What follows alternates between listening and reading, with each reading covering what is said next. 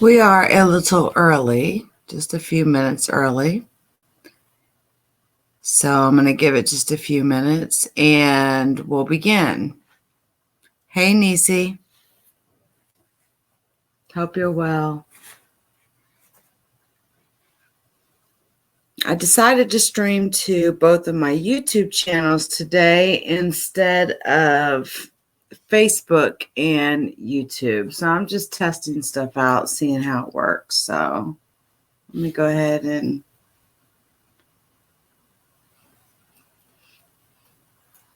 I'll be right back. I hope y'all are having a good night.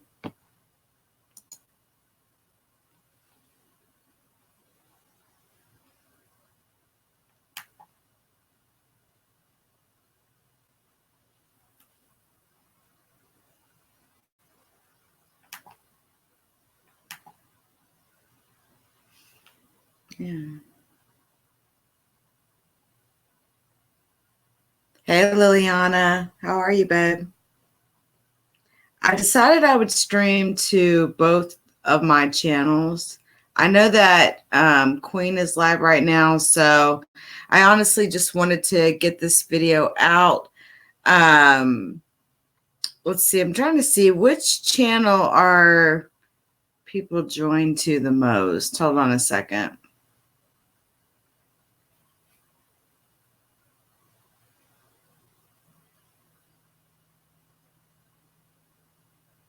Come on.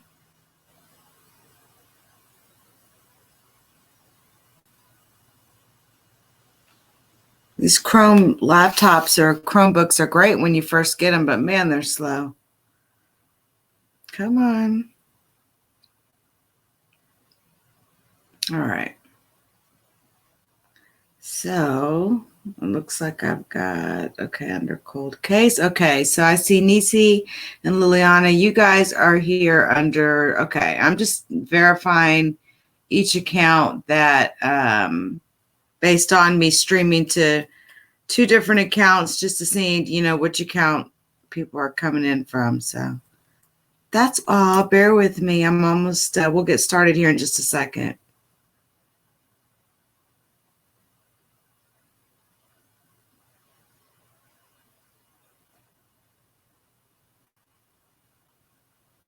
All right. And two in the bushes over there. Okay, cool. Thank you. So, basically what I wanted to talk about, and I know Queen's live right now, it's just that I wanted to go ahead and get, you know, this particular live stream going, and wanted to talk about actually two cold cases. One is involving a young teenage girl. She's about 19, I believe. We'll verify that. And the other is involving two brothers. Both of the cases are based out of Texas, and they're currently still unsolved to this day, actually. One of them is Natasha Atchley. She was murdered on May the 3rd of 1992. And she was actually found dead in the trunk of her car after a party the night before, and the car had been burnt out. And then we've got a second case, and this is the cold case murder of two brothers in 1990, September 23rd, 1990.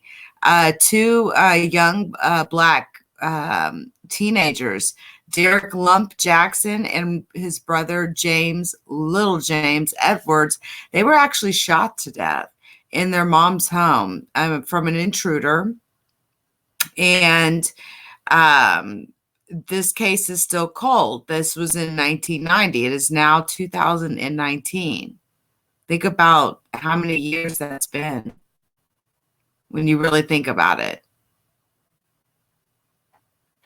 Almost 30 years. That's insane. So I want to go ahead and get into just, you know, discussing these cases really quickly. So just bear with me just 1 second here. I want to bring something up here.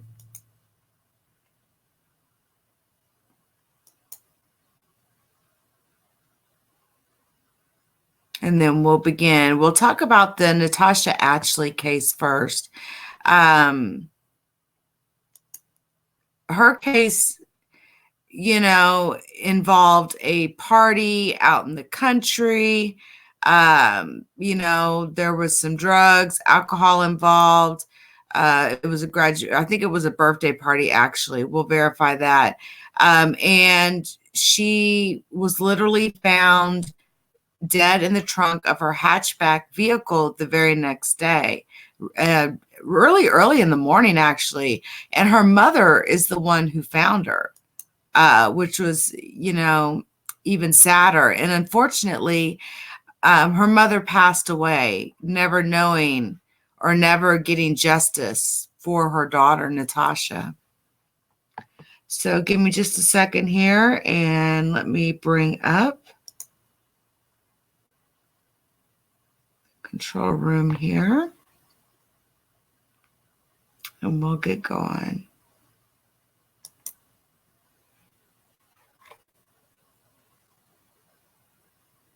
It is sad. It is quite sad, but all murders are sad, right? I mean, they really are.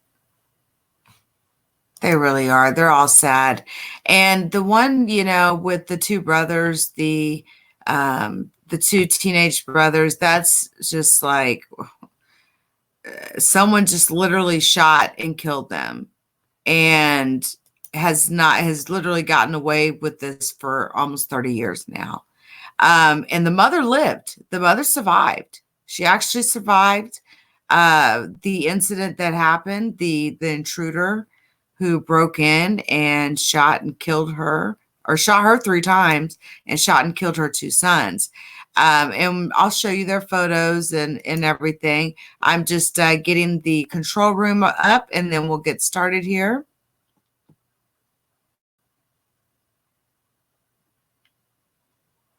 And then we'll talk about Natasha first. All right, so we want to manage this.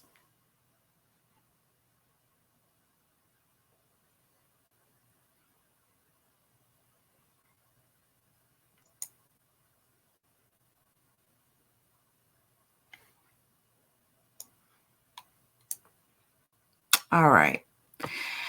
So let me go ahead and share out my screen here. I, may go on screen here shortly, but let me go ahead and just share my screen out here. And the first case that we are going to talk about is going to be Natasha Atchley.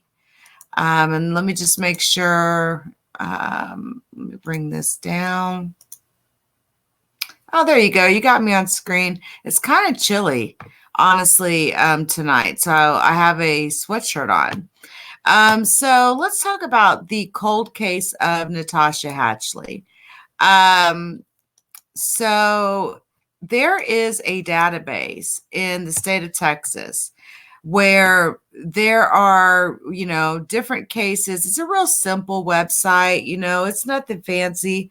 But it is, ran by the Texas Rangers, and it essentially has different cases that, a lot of people that are into doing or into trying to solve cold cases will go to, and there's actually some even better databases I'm going to show you here after we discuss these 2 cases. So, it just so happens that both of these cases are on the top 12 case investigations for Texas Rangers unsolved homicides.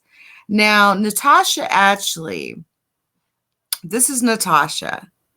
Natasha was, essentially her, like I said, her case is an unsolved murder case. This is her here. She looks, she was a graduate of 89.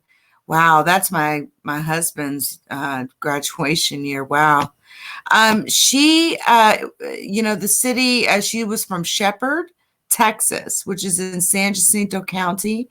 And her murder, it happened in actually, let me show the proper banner here so that you guys can see this. She was actually murdered on April the 3rd of 1992. Like I said, she was found dead in the trunk of her car after a party the night before. She went out to this party, and she was found literally burned to death in her hatchback vehicle. This is her as well. And we'll go into, we'll talk about what essentially the Texas Department of Public Safety has to say about this particular case. So essentially what they say is that on May the 3rd, 1992, around 10 a.m., 19-year-old Natasha Atchley had attended a late night, early morning birthday party in Shepherd, San Jacinto County, Texas. Now, her car was found burned out on a rural dirt road about a mile from the party. Her body was located in the trunk of her car, and she had previously attended school in nearby Livingston in Polk County, but she had moved to Odessa High School in 1990, so like 2 years before she died. She was actually visiting friends in the Livingston area at the time of her murder. And so they don't put a lot of information other than like a basic detail. So you kind of have to search more, on other places to get more information, right? But the key to know is there is a Crime Stoppers reward of up to $3,000 to any person who provides information. They need to fix that typo. That leads to the arrest of the person or persons responsible for this typo too, this crime. To be eligible for the cash rewards, tipsters must call Crime Stoppers at 800-252-TIPS. All tips anonymous, as they say, right? Or you can actually just submit it online. So, I wanted to know more about Natasha Atchley. So I looked her up and found some very interesting information, and found that there has been some recent, attempts to bring her case back into the spotlight by KHOU down there in Houston. Really pretty girl. Like, she looks just like the girls, from that era, how they, what was it? The Aquanet, hairspray. And to find her body burned in the trunk of her car, really? Beautiful girl. I mean, my gosh. I'm just looking at some of these photos of her. And there's apparently some Justice for Natasha groups that exist currently. So there is an active awareness to try to solve these murders, this unsolved murder of Natasha. There was even recently a billboard put up in Livingston, as you can see here. I actually had seen this article. Someone had put this billboard up, probably her family, saying, "Who murdered Natasha Atchley? $12,000 reward for information leading to conviction." And of course, they include Crime Stoppers, and then Justice for Natasha 1992 at gmail.com. And of course, Texas Rangers, their number 936-699-7316. Now, I started looking around, I was looking at photos, I started looking at videos, and I found this really interesting video by this woman who knew Natasha's mother, and I believe it was her father. And so I want to show you just a little piece of that, because she's able to kind of talk about the case in a manner, and where she was there. But before we do that, I want to point you out to, a couple of things here. So the first thing here is KHOU actually did a special on this story. Okay. And I would like to show you that. And essentially they wanted to bring some spotlight. This was back in 2017. They were hoping to shine the spotlight on cold cases in the hopes of getting justice. And you know what? We're still hoping to shine a spotlight on these cases. You know, Natasha was a cheerleader. And you know, she grew up in Livingston, Texas, went to a party in Shepherd, and she just never came home. But of course, you know, as I've told you, she was later found in the trunk of her car, and she had been burned to death. And so I'm going to play this video for you because it essentially repeats what you're seeing here. And, you know, all in the interest of trying to solve cold cases. It's not even really at this point about copyright or anything. I'm not worried about running a news piece and them copywriting and putting ads on it. This is more just my interest of trying to just pay my way forward in the hopes that maybe, you know, the unsolved murder of someone over 25 years ago can be solved. It was a small town too, and I can really relate to a small town feel because I essentially grew up in one. So I'm going to go ahead and play this, guys. So let me go ahead and share this. Make sure the audio, actually I have to reshare this with the audio. It's kind of chilly, guys. We'll share this with the audio. And there we go. All right. Okay, I'm going to go ahead and play this, and here we go. No, they're not. SWAT team came to your house. All this week, we're shining a spotlight on cold cases, hoping to finally get justice for the victims' families. Tonight, we're talking about Natasha Atchley, a cheerleader who was brutally murdered 25 years ago. But are the people who know what happened covering up small towns' dark secrets? Grace White, looking for the missing pieces that could help investigators finally solve the case. There was something about Natasha. Popular, pretty.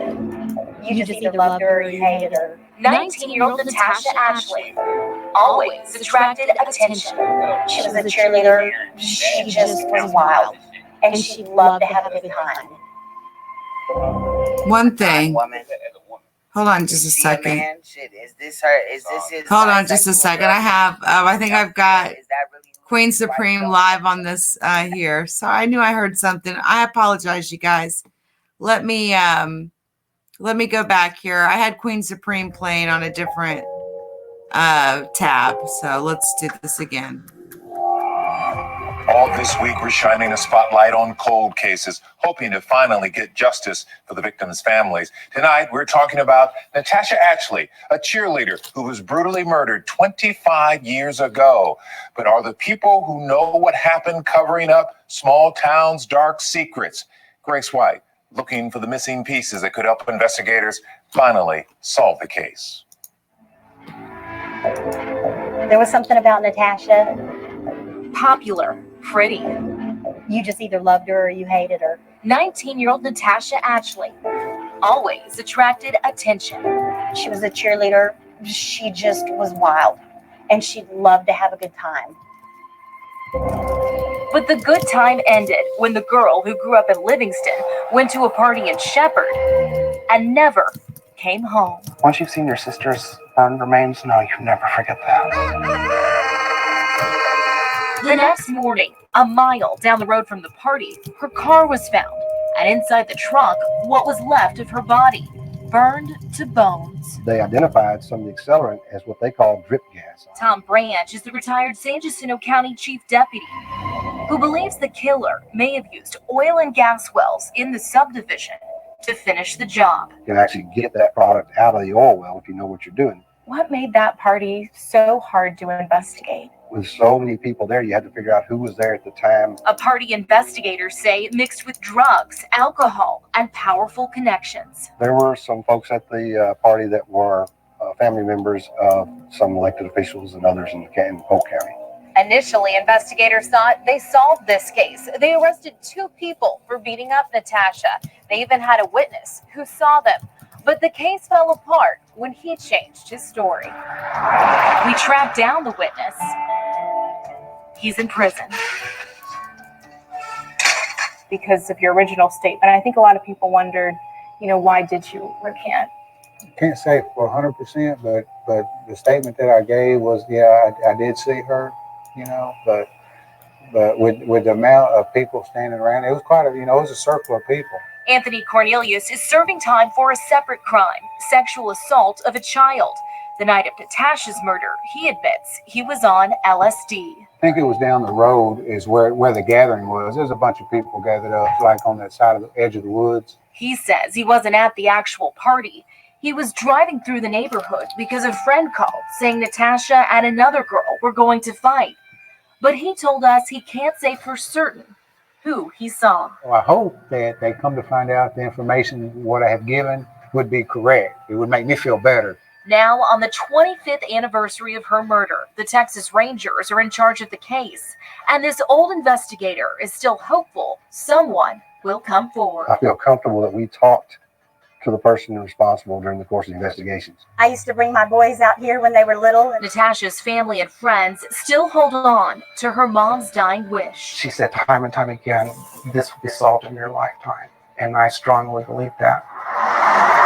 If only this small town will share its secrets. What, we just remember her in our hearts and let everybody else forget about what happened in our town? Mm-mm. We've got to keep talking. We've got to keep praying. We've got to start hollering.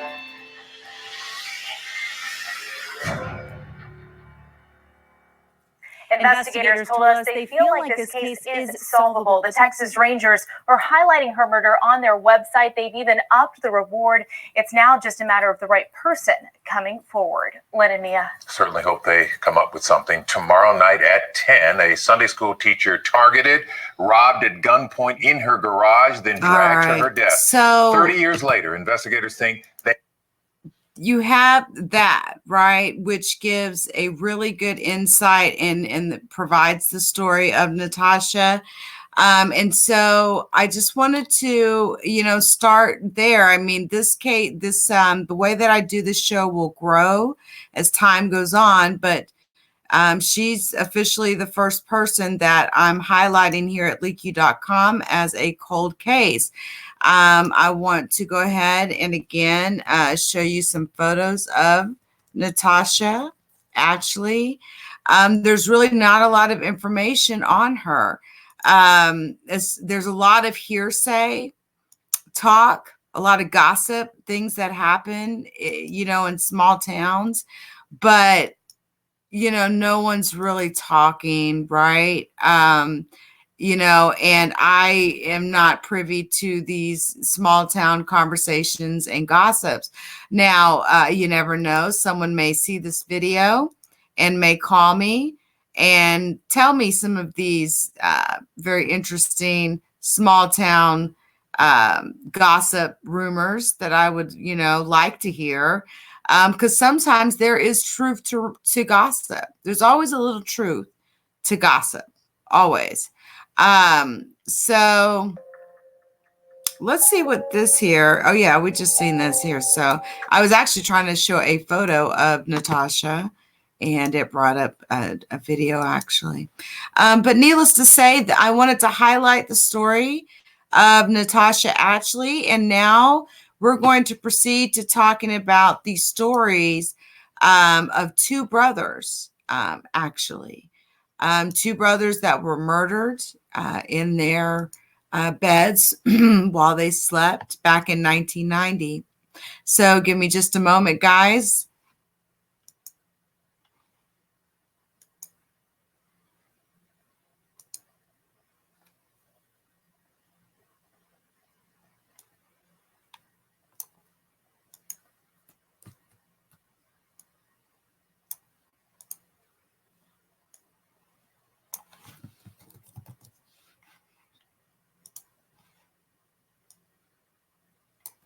Bear with me, almost done.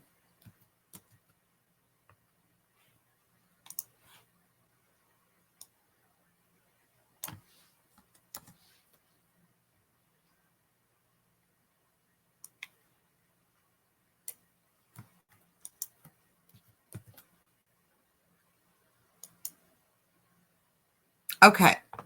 So now let's move on to Derrick Jackson and little James Edwards, actually. So let me bring up their information here. They are also featured on the Texas Rangers website. They are actually a top 12 case currently, in which it is currently unsolved. Actually, let me share the screen out here.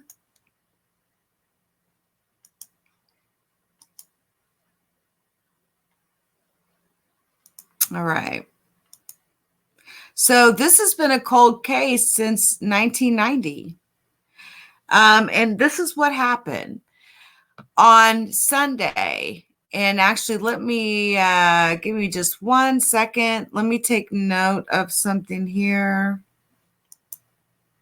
of the time, actually. Give me a second.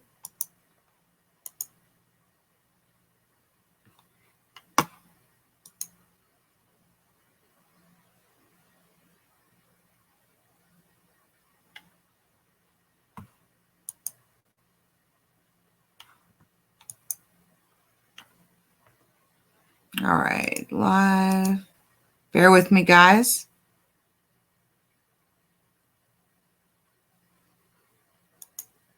I have to get into the live control room in order to control the stream. So now that I've finished that first case, I'm just going into this studio. Is somewhat difficult sometimes here. All right, bear with me, almost there. And then we'll begin to talk about the second case. And hi to everybody in the room. I haven't been able to call you guys out. My apologies. Okay, so we are about...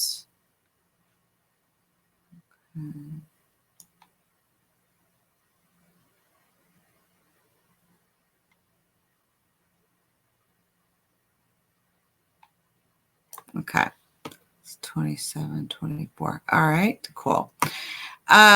So let's talk about Derrick Jackson and his brother here, little James Edwards. These two, like I said, let me see if I can blow these photos up for you guys without it messing up too badly. This is James, okay, and this is Derrick, also known as Lump. And they have been dead since 1990. Essentially, I'm going to go just read, like I said, they give us a basic, information on this. And this happened in Vernon, Texas. So on Sunday, September the 23rd of 1990, during the early morning hours, an intruder entered an apartment in Vernon, Texas. The intruder shot the mother, which means the mother of James and Derrick, and her two sons, 12-year-old Derrick Jackson and 14-year-old James Edwards. So Derrick was only 12 and James was only 14. Derrick and James died from the gunshot wounds. The mother, who fought with the intruder, was shot several times and survived. The intruder actually fled on foot. And so, I thought a lot of things with this case. First off, I'm like, okay, was this a bad relationship with the mother? Who would come in and just shoot a family down like that? Was there some sort of bad blood going on? Like, what happened? And so I, wanted to pull up more information. And it looks like there is also efforts trying to seek out, some more leads in the murders of Derrick and his brother. But there's been nothing since 2016. Okay. I've not found anything later than 2016 as far as news articles are concerned, in which, anybody has tried to seek out, trying to solve these murders. So let's go ahead. I'm going to show you the article here. So the Department of Public Safety seeks leads in 1990 North Texas murders. DPS is seeking tips in the 1990 murders of two brothers in North Texas, and investigators believe the shooter may have ties to the Austin area. Now, this was published in 2016 on July the 12th, so about 3 years ago. Now, the Texas Department of Public Safety say they're seeking leads. They say that they're wanting tips in the murders of Derrick Jackson, who was 12, and his brother James Edwards, who was 14, who were both killed on September the 23rd, 1990 in Vernon, Texas. Think back how long ago that was. 1990. How old were you when it was 1990? How old were you when it was 1990? You know what I mean? Like, that is a long time ago for a case to sit unsolved. The intruder shot both of the boys while they slept and struggled with their mother before shooting her 3 times. Now, the intruder had entered the apartment where Derrick and James had lived with their mother. Now, the mother survived, and another brother, a 23-year-old man named Layman Jackson, was able to escape through a window unharmed. I think a lot of things when I hear of a case like this, because, there's not a lot of information to go on in regards to what happened during that time. Was this a lover's quarrel? Was this a deranged stalker that was stalking the mother? There's all sorts of theories that could go through your mind. And you have to have some sort of trust that police investigated this. But the reality is sometimes you just need another set of eyes. So the Department of Public Safety identified the shooter as being a Black man who was 5 feet 8 inches to 5 feet 10 inches tall. He was heavy built, and they believe that he may have ties to the Austin area. And I wonder what makes them think that there may be ties to the Austin area. There's got to be some sort of evidence supporting this. This case is being featured. Hold on a second. Don't you hate it when commercials just like pop on like that? It's so rude. Website, stop doing that. This case is being featured by the Texas Rangers Unsolved Crimes Investigation Team, who feature an unsolved case each month in an effort to generate new leads and bring added attention to the unresolved cases across the state. So, again, if you have any information on this case, I will put the tips hotline down at the in the description of this case. Not a problem at all. And actually, let me show you this here.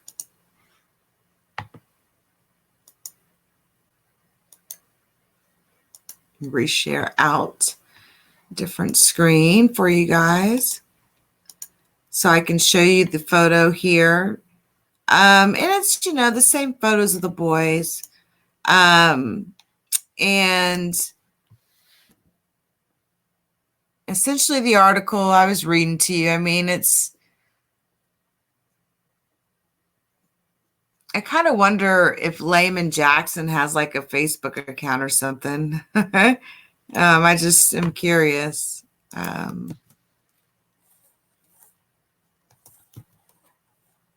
Vernon, Texas is not a big town at all. It's not big there at all.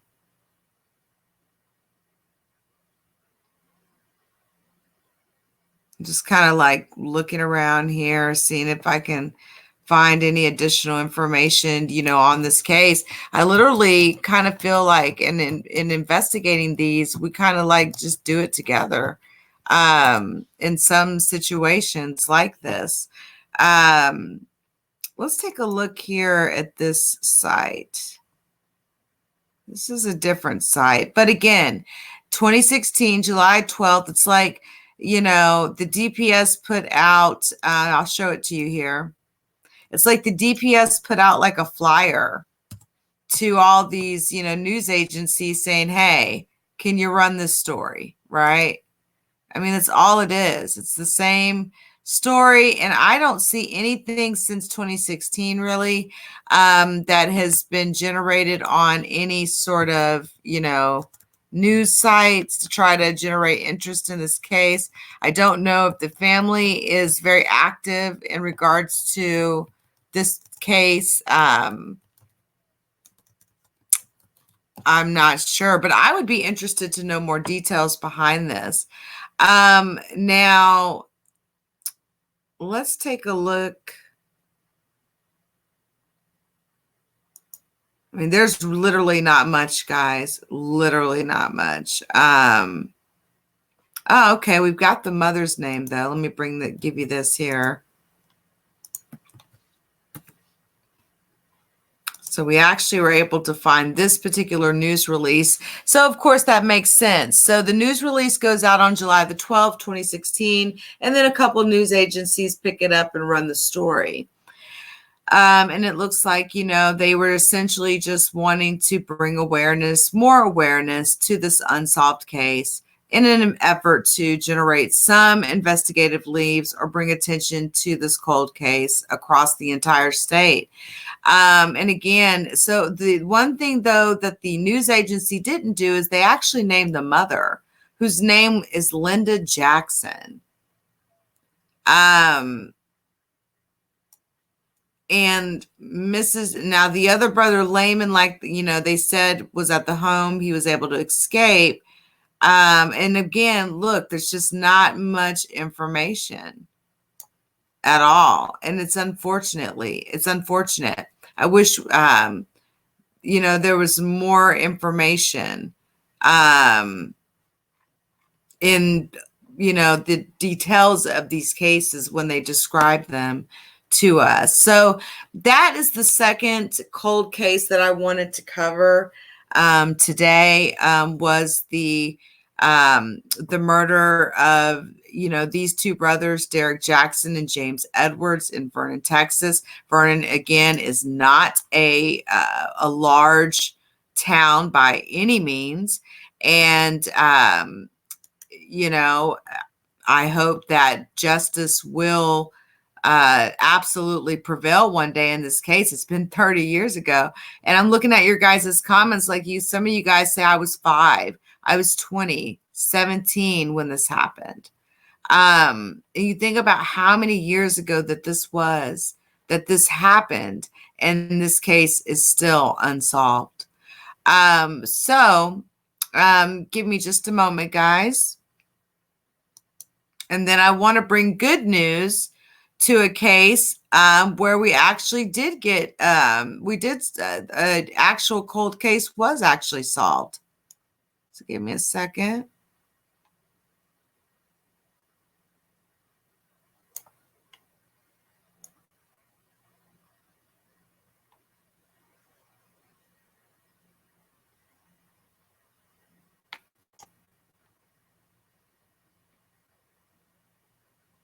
All right, hold on. Almost done here. This is...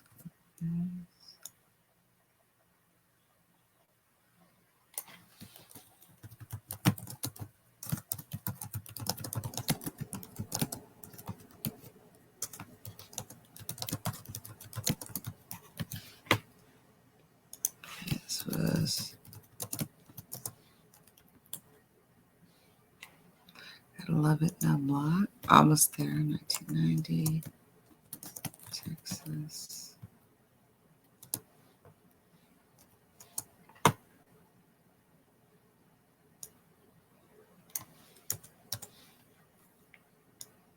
Bear with me, I'm just creating a highlight video here. That will have, you know, that way they'll have, you know, Natasha will have an individual video, and then Derrick and his brother will have an individual video of their own. So it just takes me a second here. All right, that's done. So now let's talk about a actual good case that just happened. I seen like 3 days ago. Let me pull up the name here on my phone here. I actually had it up. And there was a cold case that was solved. Give me a second. I'm going to bring it up.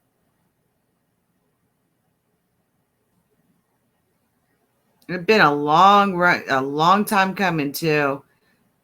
I just couldn't imagine, living my life with a case like of someone killing someone I knew or something like that and never knowing whatever happened, or someone going missing and never knowing whatever happened. Now I am going to do a show on Samuel Little, the most prolific serial killer in the United States. I will be doing that. But that is a video that needs to be its own, right? It needs to be all about Samuel Little. Let's just keep it real. And so and there's a lot of talk about him right now. Like, this has just started going viral. There's some murders that are starting to be shown. He's from Ocala. He's a cold case. He's the most prolific serial killer in United States history. And apparently they're connecting a lot of cases to me. They have possibly connected him to another cold case here in Texas, actually. So it would be very interesting, to say the least. People are they say other cities are starting to actually tie Samuel Little to their cold cases. And detectives in Houston believe he may have killed there. They believe that he is just killed nationally. They also tied him, let's see here, to a cold case of a woman of someone named Bobby Fields, a 1993 murder. And this is the interesting thing, and this is why this deserves its own video. Essentially, Lubbock Police Detective Brandon Price has said that while preparing to interview Samuel Little about all of these murders, essentially there was a ranger named James Holland, who has gotten Samuel to confess to all of these murders.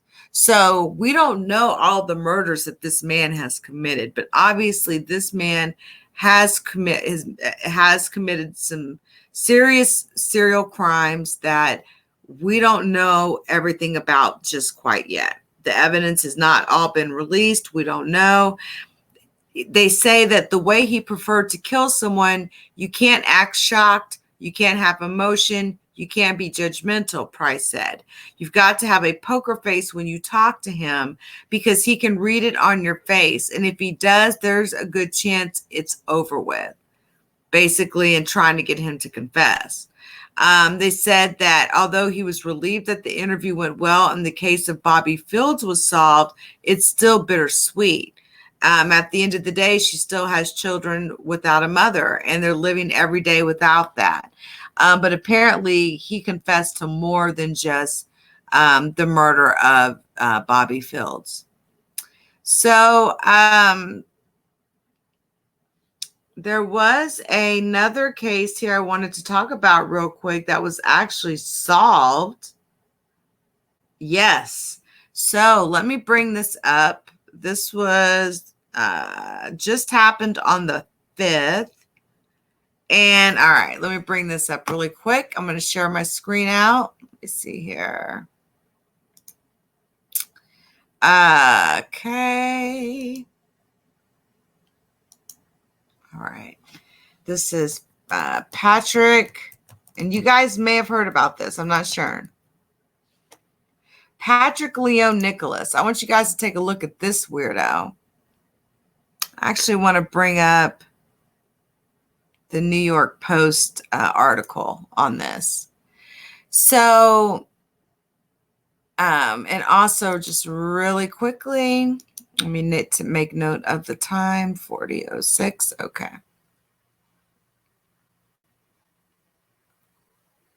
Okay. So check this out, guys. So cold case gets cracked after 28 years thanks to a genealogy website.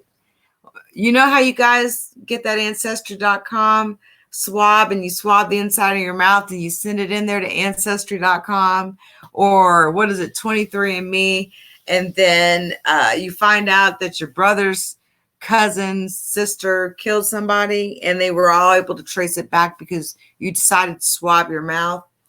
You know, I have never pushed anyone to put their DNA willingly into the hands of anyone, and I'm not going to start. I've never did an ancestry case. I don't give a damn about what they can tell me in regards to what my background is, my race, whatever the case may be. They will never get my DNA because, you know, you never know what may happen. I find it's insane. Like someone in my family, like a son or a nephew, or I'm just naming family members, was to kill someone or do something, and it didn't even have to be murder. It could be burglary, and they lifted DNA, right? Touch DNA. Are we going to start getting down to that level of arresting people based on, you know, people submitting their DNA to genealogy websites? Like, how are they getting this information from these genealogy websites? They've got to be just agreeing with whatever subpoenas or warrants come their way. And that's scary. If you can't protect my DNA, which is like the ultimate of me, then you can't have my DNA. That's insane. It shouldn't be so easy to turn somebody's DNA over on a genealogy website. I'm just saying. But anyway, this was a decades-long murder that they believe has now been solved due to a genealogy website. So Patrick Nicholas, he's 55 years old, has been charged with the 1991 murder of 16-year-old Sarah Yarborough. Her body was found in some bushes near her Washington State High School. Now, if there's anything that I know, Washington State, they stay up on that DNA. They're very much technically focused. Microsoft is actually homed there, and Washington State stays on top of their stuff from a technical perspective. I will give them that. The teenager had driven to the school on a Saturday morning to join her drill team for an event. Her remains were found not far from her car. This very long cold case, 1991, think back about how old you were in 91. This long cold case was finally cracked after a sample of Nicholas's DNA was uploaded to a genealogy website, and it was matched to samples found at the crime scene. Now, cops also matched Nicholas's DNA from a discarded cigarette to the murder. I suspect they were probably following him, got him, you know, to watch him discard a cigarette, picked it up and ran his DNA. And they probably did that because they couldn't fully rely on DNA results from a genealogy website. My question is, how did you get those genealogy website results? Like, how did you know he was a match? Is Ancestry.com and 23andMe working with authorities? Have they opened up their databases and allowed police organizations and authorities to just latch onto them and run their DNA queries through their databases? Like, what is going on here? Why are so many people getting busted by genealogy websites? I'm being dead ass serious right now. So few things are more satisfying in law enforcement than being able to tell a victim's family that a suspect has been caught. Last night, deputies were able to tell Sarah Yarborough's family just that. And that's fantastic. I'm really happy. Let me see if I can find a photo of Sarah. So I think I actually had seen King 5 with an article on this. Let me see something. Yeah, let's go to the Seattle Times here, because the Seattle Times is the local paper. So they're going to have, you know, the most details on it. So while it's clocking here,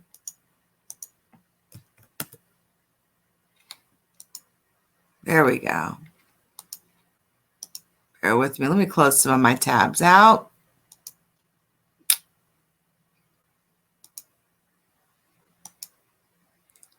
All right. So Federal Way is right outside of Seattle, and this is the Seattle Times. And essentially that was the sketch of the man that, that was given by two boys who saw this man emerge from the bushes where the boys apparently found Sarah Yarborough's body in 1991. And, it is a very close match to him, isn't it? That's a 1991 sketch based on a witness's description of what the suspect looked like. And I mean, it's not spot on, but it's close. He still is wearing his hair the same way, you guys. After all those years, still wearing his hair the same way. So compliments to Sarah Jean Green, Seattle Times reporter. DNA found on two. See, this is why I like to go to the local news, because the local news actually, will actually have more details of things. You know what I'm saying? So DNA found on two cigarette butts was the evidence in here. I'll make this full screen for you guys. Was the evidence King County Sheriff's detectives said they needed to make an arrest in the homicide of Sarah Yarborough, a 16-year-old drill team member who was found strangled on the campus of Federal Way High School nearly 3 decades ago. So, this man was bold enough to literally strangle this girl on the campus of the high school. Like, wow. Patrick Leon Nicholas was charged Thursday with first-degree murder with a sexual motivation, according to King County prosecutors. Now, Nicholas is accused of killing Yarborough while attempting to commit a second-degree rape. They always say attempting to commit. He probably did commit. Yarborough was strangled with her nylon stockings on December the 14th of 91, and male DNA was found on several items of her clothing near her body. Charging papers say Nicholas, a 55-year-old Covington man, so he was 45, 35, he was 25 years old at the time that he allegedly murdered this. So he was 27 at the time of her death. He lived 6 miles from the high school. In the 28 years since Yarborough's slain, sheriff's detectives have submitted male DNA found at the crime scene for analysis numerous times, but there was never a match. Then last week, Dr. Colleen Fitzpatrick, a forensic genealogist based in Fountain, California, who has worked before on the Yarborough case, contacted Detective Kathleen Decker of the Sheriff's Major Crimes Unit, saying there was a promising lead on a person of interest. Fitzpatrick and 2 other genealogists identified Nicholas and his brother through a family tree analysis based on the DNA from the Federal Way crime scene and provided Decker with the brothers' names. Again, I want to know, how in the hell did you get the DNA results from a genealogy website and you were able to run that against a criminal database that's holding DNA? That's what I want to know. Because that's what happened first. That's obviously what they're telling us. And then later on, they were able to get 2 cigarette butts that had his DNA on it. But my concern is, like, even if you have a brother or a sister or a mother or a distant family member that goes and does this genealogy thing, wanting to know, how much European they got in them, how much blacks in them, how much whites in them, how much Germans in them, all that kind of stuff. There's the pro to finding that out. But then the con is you may have a family member later down the line unintentionally get wrapped in just because you went and got your DNA done. Now, both brothers have blonde hair and blue eyes. matching composite drawings that the sheriff detectives released in February 2018 after investigators determined Yarborough's killer was of Northern European descent and most likely had blue or green eyes based on genetic markers in the previously unknown DNA. Decker determined that Nicholas's older brother, who is, by the way, a level 2 sex offender who has been convicted of first-degree rape. So you've got Nicholas, the one who's in jail on this murder, and then his brother, who's a level 2 sex offender who's already committed first-degree rape. Could not be Yarborough's killer because his DNA was entered into CODIS years ago, and regular comparisons to DNA from the Yarborough crime scene never produced a hit. So even though he was a level 2 sex offender, he had been convicted of first-degree rape, he was in CODIS, the DNA didn't match. Patrick Nicholas had never submitted a DNA sample for entry into CODIS, despite having a criminal record. Now, Patrick Nicholas was apparently convicted in 1983 of attempted first-degree rape in Benton County and was released from prison in 1987. He was charged in 1994 with first-degree child molestation, but later pleaded guilty to fourth-degree assault?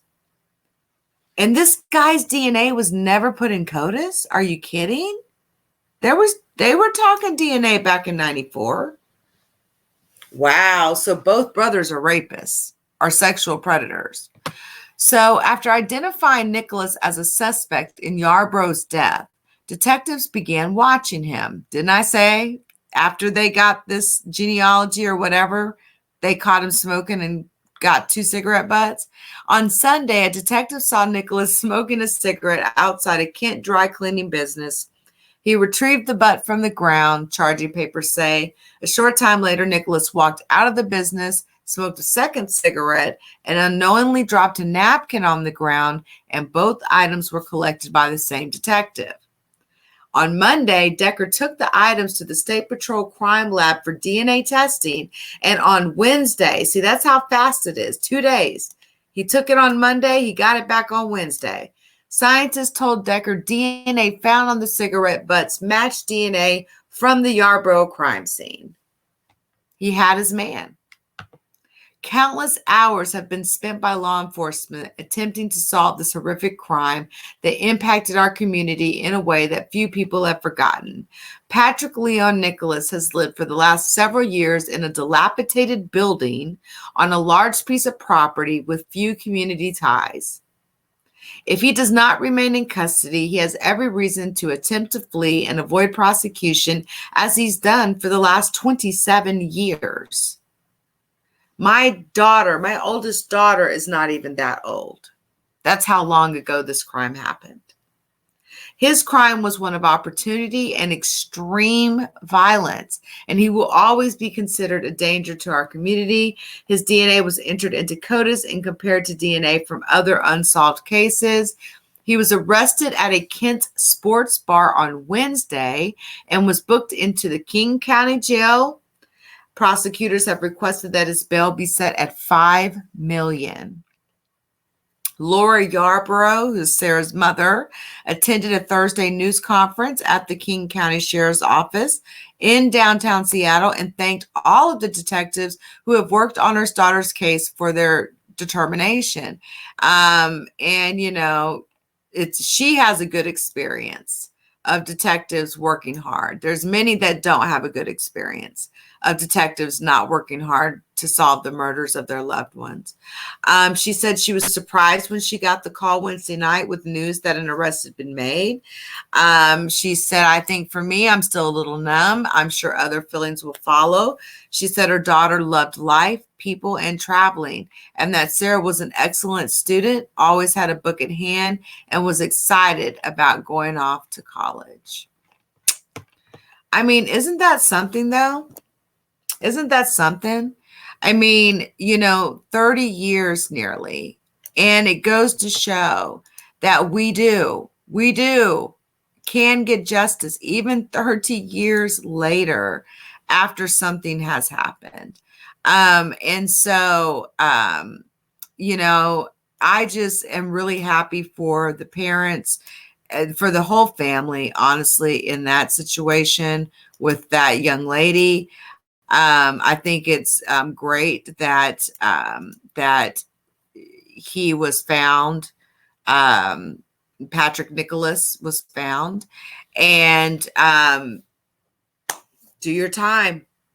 It's crazy because in Washington they don't really have like, death penalties cases. Like you can get some serious time up there, but like they don't really do the death penalty in Washington state like that. It just doesn't work like that.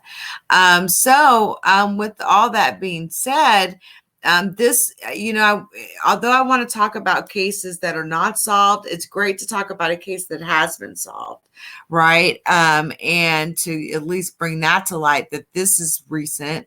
And it just goes to prove that, guys, if you know anything, if you're sitting on information, do an anonymous tip. You don't have to walk into a police station. But if you know something that, can solve a cold case of a murder, I just don't know how anyone could live with that. You know what I'm saying? And sleep at night.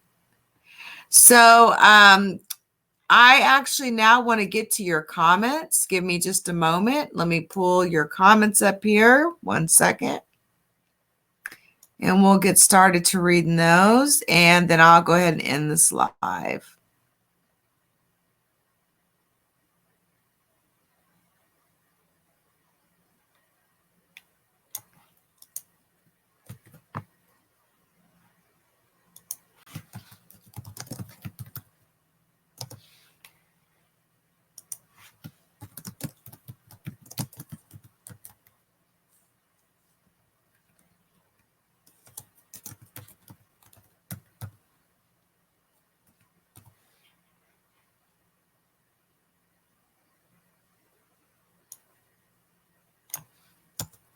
Bear with me 1 second.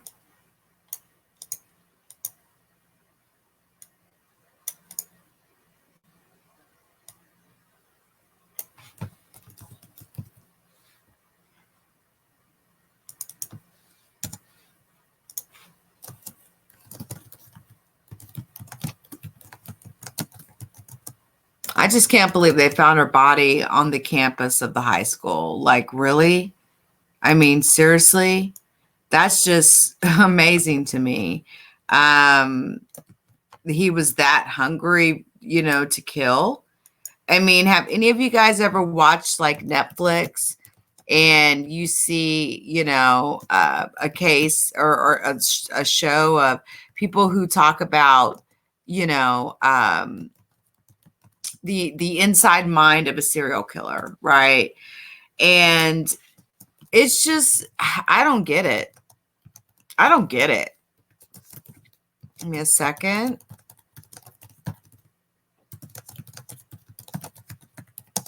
All right, so let me go ahead and do this. All right.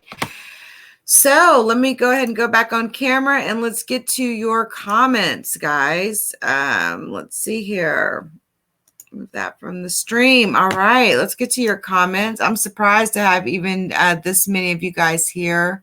I know there's some of you that are over on the leaku.com. I see 13 of you watching, but we're actually on a different page, Cold Case. My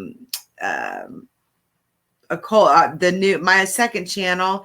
It's kind of interesting because I've got 11 watching on one and 13 watching on my leaku.com.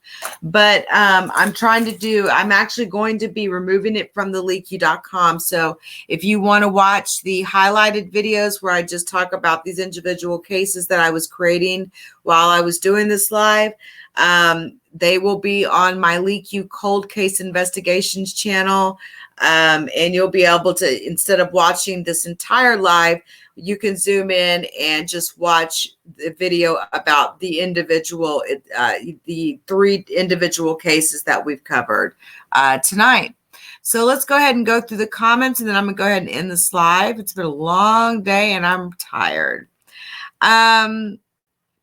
I love watching stuff like that too. One Proud, you know, things like, you know, Inside the Mind of a Serial Killer, because it gets you to kind of understand people, right? And people like that and how they think. And so it's just really a great thing. Let's see here. Mama TT Almeida says, Leaky, that's how they found the Golden State Killer here in California, through DNA registry 23andMe. Yeah, that's right. It's crazy. So they now have a clause. If you don't want them to release your DNA, you have to pay a little more. But they were losing customers because they've been finding murderers through their DNA registry. Exactly. And it doesn't even have to be you. It can be like your father committed a murder 30 years ago, and they're picking him up because they were able to associate him to you. And that's scary. And I don't understand how the lines got blurred with police being able to access genealogy DNA records. When did that shit start happening? I am completely confused about this. When did 23andMe and Ancestry.com just start allowing police agencies just to barge up in and take their DNA and compare them to crime scenes? Like, what the heck? It's the perfect, when you really think about it, it's almost like the perfect way to get global DNA, right? I don't trust places like that. I will never submit my DNA to any registry for any reason whatsoever. If anyone ever wants my DNA, they would have to force it out of my veins. I'm telling you right now, or force a swab on me. So anyway, I see a lot of your comments. A lot of you guys are, you know, keep talking in the chat. Hey, BTK Killer. Hey, Liliana. I see some of you guys that are here that wasn't in my last live. Hey, Spicy Kai. How are you? Rachel, I am up late, but I'm about to end it all now. I figured I'd do, you know, a late live. There's something to be said about talking about a cold case murder late at night to me. You know, it's almost like listening to Coast AM with George Norrie or Art Bell. And essentially, you know, I will, as we grow this channel and we grow this show and we grow this endeavor in talking about cold cases, it will transition into, you know, better things where I'll have maybe video clips, things like that. You know, these things grow. This is my first show where I talk about a cold case. So anyway, guys, it was really a pleasure having all of you on tonight. You know, have a great rest of your night. I'm gonna go ahead and end the live now. And I really, again, want to thank all of you. I love Coast to Coast AM too, Rachel. And you guys definitely check out my Leak You Cold Case. If you just search Leak You Cold Case in YouTube, you'll find my second channel where I'm going to have two highlight, or basically videos into highlighting all three of these cases. And this video, because on my main channel, I will be making it private. I just wanted to bring attention to those of you that are watching on the main channel, that I'm over here doing these cold cases on this channel. So much love to you guys. You guys have a great, great rest of your morning, and I'll see y'all later.